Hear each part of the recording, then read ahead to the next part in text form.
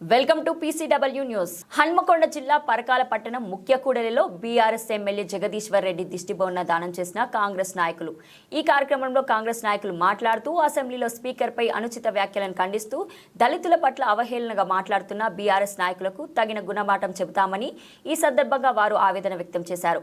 ఈ కార్యక్రమంలో కాంగ్రెస్ నాయకులు జయమ్మ, రఘుపతి, ఆలీ తదితరులు పాల్గొన్నారు.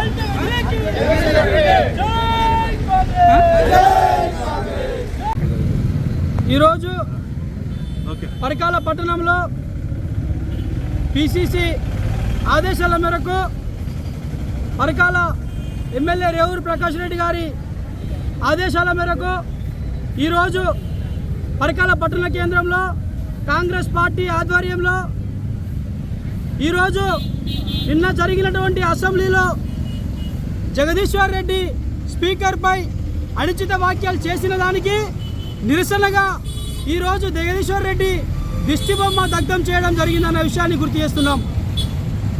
ఈరోజు దళితుల వ్యతిరేకి నాటి నుంచి నేటి వరకు కూడా ఈరోజు గతంలో ఉన్న బీఆర్ఎస్ ప్రభుత్వం బీఆర్ఎస్లో ఉన్నప్పుడు దళితులను వ్యతిరేకించిండ్రు, దళితులను మోసం చేసిండ్రు, దళితుల పేరు చెప్పుకొని గద్దెరెక్కిన కేసీఆర్ అప్పుడు దళితులను వ్యతిరేకించిండు, దళితులను కించపరిచిండు. అదేవిధంగా ఈరోజు కూడా అసెంబ్లీలో ఈ యొక్క దళితుల్ని స్పీకర్గా చేసిన రేవంత్ రెడ్డి కాంగ్రెస్ ప్రభుత్వాన్ని చూసి ఓర్వలేక తట్టుకోలేక అసెంబ్లీలో కూర్చోలేక ఈరోజు కేసీఆర్ తన అనుచరులతో ఈరోజు జగదీశ్వర్ రెడ్డితో ఈరోజు స్పీకర్పై అనుచిత వ్యాఖ్యలు చేయడం తీవ్రంగా ఖండిస్తున్నాం. ఈ సన్నాసులను దద్దమ్మలను ఈరోజు కేసీఆర్ ప్రభుత్వాన్ని ఈరోజు ప్రజలందరూ కూడా పాతర పెట్టినా కూడా వాళ్ళ అహంకారం తగ్గలేదన్న విషయం కూడా ఈరోజు ప్రజలందరూ కూడా గమనిస్తున్నారు.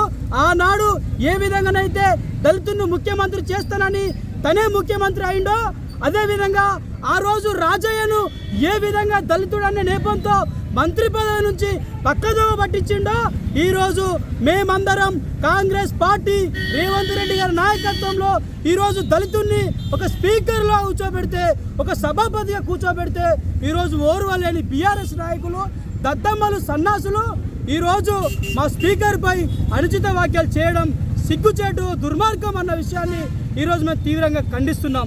ప్రజలందరూ గమనిస్తున్నారు.